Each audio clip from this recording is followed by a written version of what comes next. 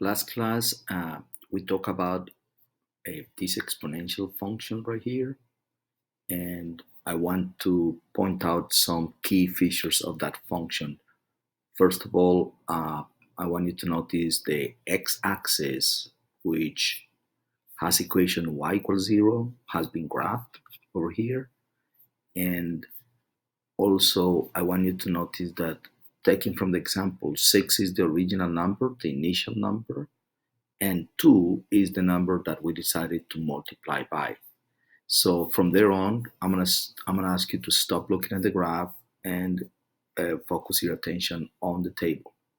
So when x equals 0, y equals 6, that point right here is the y-intercept. So it always is the y-intercept when x equals 0. So that right there is the y-intercept. So maybe I'm gonna do that there. So looking at the table, when x equals 0, you know that you always will have the y-intercept. So basically, into the equation, if you want to find the y-intercept, you always replace the x value by 0.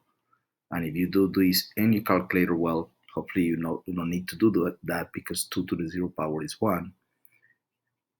You know this, and every number times 1 equals the same number. So basically, the y-intercept will always be that original number or initial number.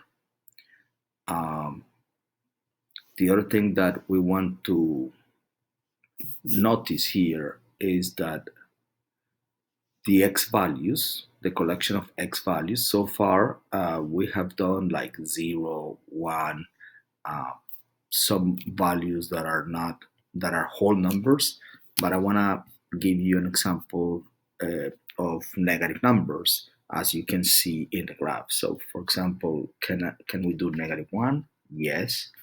If we did -1, then we're gonna get this value right here.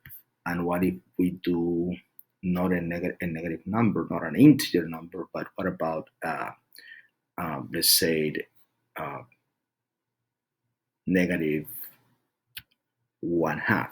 Can I do a negative fraction? And yes, we can. And in that case, right there, in that case, we're gonna get an answer too. So the x values here could be like really crazy. They could also be like the square root of 2 or the square root of 3, things like that. And maybe, yeah. So because of that, you can say that the domain of this function is all real numbers. So I'm going to write that down here. And for a function, that is in general, it doesn't have to be 6, it could be any other number. So for f of x equals a times b to the x, the domain of this function will always be all real numbers. All real numbers. And what we are saying with this is that we can put in any x value right here and we will be sure to get an answer, no matter if this is a rational or irrational number, if it is positive or if it is negative, or even if it is 0. You can always get count on you will have an answer. But something different happens with the range. So the range, I'm just gonna fill in some numbers here. Let's say that here we got like, I don't know, 2, and then it doesn't matter, like I said, 0.4, negative 0.9, and 1, then I had 1 already, but you get the idea, 1.8.2, and 10, It doesn't matter what number you put, all these numbers are real numbers, but the answers are always positive. So you will never ever get a number that is zero or less than zero. So that in math we express by saying that range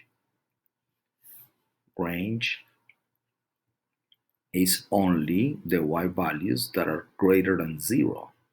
So in other words, positive values. What you're saying is that if you plug in any x value right here, the answer when you do the calculator will be always positive, never, never, ever a negative number. So with that, we'll end this video. Oh, by the way, the purple line is called the asymptote, and it's the line that the graph approaches and it gets closer and closer, but never touches it.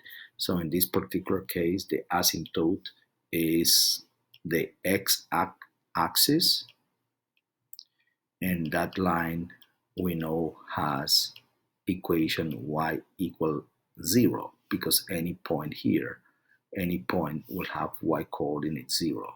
So this is the equation for the x-axis. Could be something else, yes, but in this case that is the asymptote. So right now I'm going to stop the video.